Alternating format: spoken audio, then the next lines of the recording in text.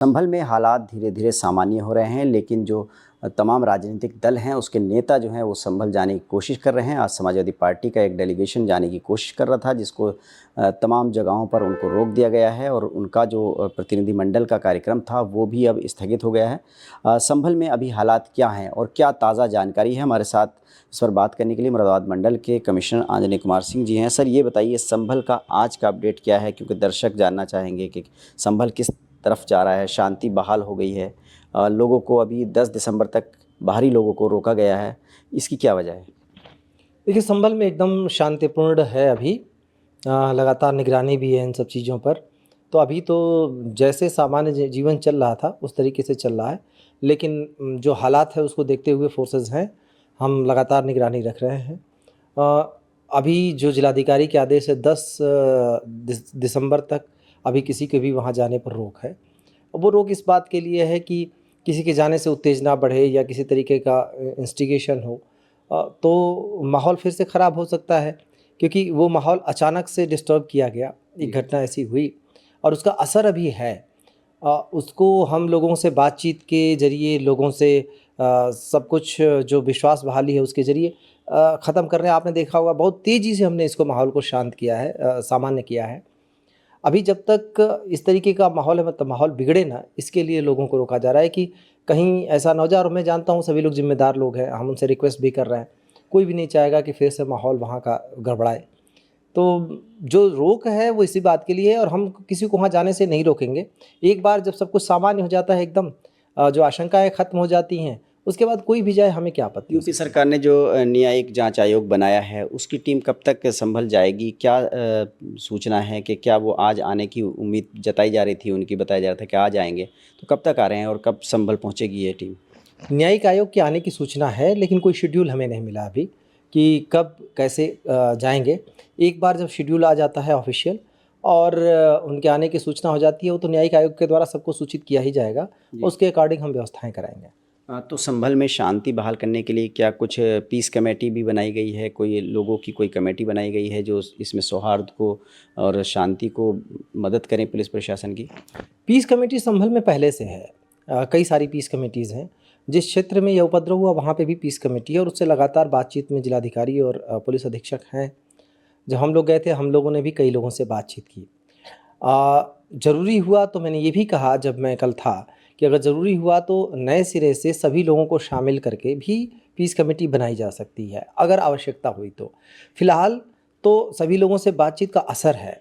हम सभी जो वहाँ के संभ्रांत लोग हैं उनसे बात कर रहे हैं, जो ज़िम्मेदार लोग हैं उनसे बात कर रहे हैं और सभी लोगों का सहयोग मिल रहा है। सबसे जो प्राथमिकता है वो वहाँ पे शांति व्यवस्था बनाने हैं, उसके लिए जो भी संभव प्रयास है हम सारे प्रयास कर रहे हैं। समाजवादी पार्टी के नेताओं ने तमाम गंभीर आरोप लगाए। उन्होंने कहा पुलिस प्रशासन जो है पीड़ित परिवारों को प्रताड़ित कर रहा है और ये लोकतंत्र की हत्या हो रही है, उन्हें जाने नहीं दिया जा रहा है। क्या कहना चाहेंगे? पीड़ित परिवारों को प्रताड़ित करने की बात अभी तक मेरे संज्ञान में नहीं आई है। जो पुलिस का काम है इस मामले में इन्वेस्टिगेट करना, और वो इन्वेस्टिगेशन कर रहे हैं। आशंकाएं लोगों को हो सकती हैं, ख़ास तौर पे जो लोग वहाँ पे रहे होंगे, जिन लोगों ने या तो उपद्रव का हिस्सा रहे हों या वहाँ पे रहे हों, उनको आशंका हो सकती है। इस आशंका को निर्मूल करने के लिए मैंने बहुत स्पष्ट कह दिया है, बिना किसी साक्ष्य के किसी के विरुद्ध कोई कार्रवाई नहीं करेंगे।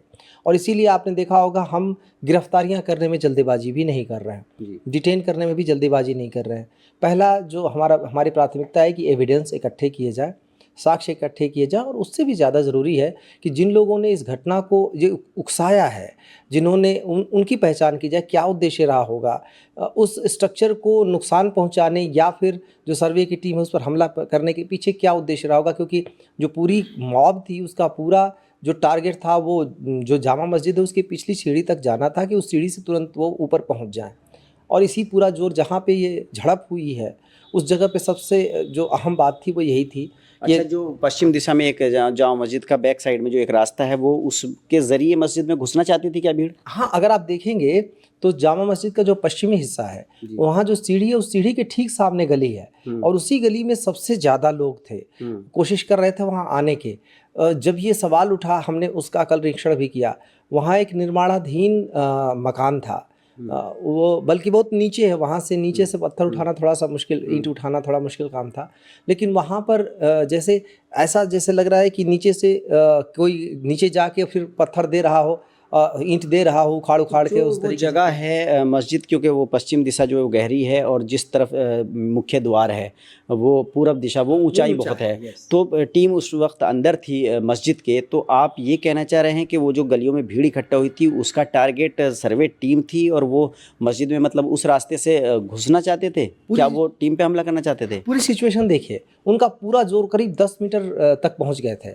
जो इंटेलिजेंस इनपुट था वो स्ट्रक्चर के बारे में था और स्ट्रक्चर के लिए, इसीलिए सुरक्षा के लिए हमने पूरी तरह से फोर्स लगा दी थी। क्या मतलब इंटेलिजेंस इनपुट क्या था? स्ट्रक्चर को नुकसान पहुंचा सकती भीड़? कोई स्ट्रक्चर पे इस तरीके का या तो नुकसान पहुंचाने या स्ट्रक्चर में अनावश्यक लोगों का अचानक से घुसने का हो सकता है कि स्ट्रक्चर पे घुस जाए।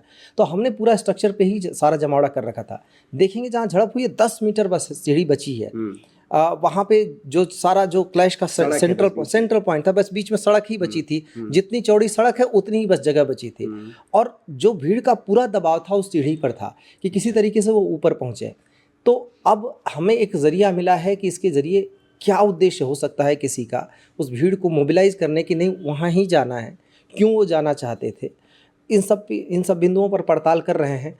वो एक समय रहते पूरा पुलिस का दबाव उधर रख कर हमने इसको रोक लिया। मतलब ये जो भीड़ थी इसका जो उद्देश्य था वो उस छोटे रास्ते से सीढ़ियों से चढ़ के मस्जिद में घुसना था, ये आप कह रहे हैं? बिल्कुल, वहाँ 3 ही रास्ते हैं। मेन रास्ता जो था ऊंचाई पर था, एक रास्ता जो था थोड़ा चौड़ा है, वहाँ पर पुलिस का जमावड़ा बहुत ज़्यादा था और सारा फोकस था कि पिछले रास्ते सीढ़ी के जरिए नैरो रास्ते से हम पहुँच जाएं, क्योंकि वहाँ स्ट्रेटेजिक लोकेशन देखेंगे तो पुलिस का जमावड़ा आप नहीं कर सकते क्योंकि रोड दिशा पे है। बिल्कुल, मैं गया हूँ पश्चिम दिशा पे, तो वहाँ पुलिस का आप इतना जमावड़ा नहीं कर सकते क्योंकि तुरंत गली शुरू हो जाती है। वो सारा फोकस उस तरफ था। वो सारी चीज़ें निरीक्षण उनकी की गई है। उसी के आधार पर हम आगे की पड़ताल भी बढ़ा रहे हैं कि क्या वजह थी कि यहाँ पर इतना सारा फोकस यहीं पे था और सारा फोकस उस स्ट्रक्चर के ऊपर पहुँचने पे था। कुछ पता चला कि इस भीड़ को कैसे इकट्ठा किया गया था, कौन इसके पीछे था और उनका जो, जैसा आप बता रहे हैं कि उनका उद्देश्य ये था, ये क्लियर हो गया है कि मस्जिद में घुसना चाहते थे पश्चिम वाले दरवाजे से, मस्जिद के जो बैक साइड वाला है। तो कुछ पता चला? अभी तक 6 दिन हो गए, लगभग 24 तारीख की घटना है। कुछ जाँच में पता चला कि कौन लोग थे? काफ़ी जानकारियाँ मिली हैं। चिन्हांकन जो लोग उस उपद्रव में शामिल थे उसमें से चिन्हांकन तो 400 से अधिक लोगों का हो चुका है। लेकिन हमारा पूरा जोर है जो उनको मोबिलाइज़ करने वाले तत्व हैं उनके ऊपर। परसों 3 लोगों को जो पकड़ा गया उनसे काफ़ी अहम जानकारियाँ मिली हैं। उन जानकारियों के आधार पर उन लोगों की तरफ हम पहुंच रहे हैं जिन लोगों ने इसको मोबिलाइज़ किया होगा और क्या उद्देश्य से किया वो भी बहुत जल्दी सामने आ जाएगा। हम साक्ष्यों के साथ सारी चीज़ें रखते जाएंगे। पूरी ट्रांसपेरेंसी के साथ अभी तक हमने काम किया है और आगे भी उसी पारदर्शिता के साथ सबके सामने ले आएंगे। देखिए, बड़ी बात आज खुलासा हुआ है कि जो भीड़ थी वो पश्चिम दिशा में मस्जिद के जमा थी और उनका उद्देश्य जो है, जांच में ये पता चला है कि जो पश्चिम दिशा में जो एक पतला सा रास्ता है मस्जिद में ऊपर जाने के लिए, सीढ़ियों का, काफ़ी ऊंची सीढ़ियां हैं, उसके ज़रिए भीड़ जो है मस्जिद के अंदर घुसना चाहती थी। अब वो स्ट्रक्चर को भी नुकसान पहुंचा सकती थी। उस वक्त वहाँ जो सर्वे टीम थी उस पर भी हमला कर सकती थी।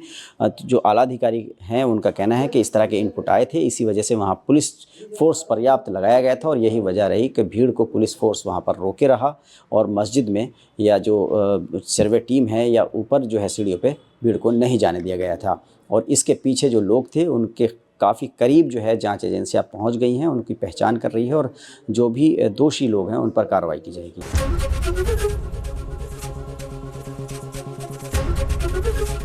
एबीपी गंगा, खबर आपकी, जुबान आपकी।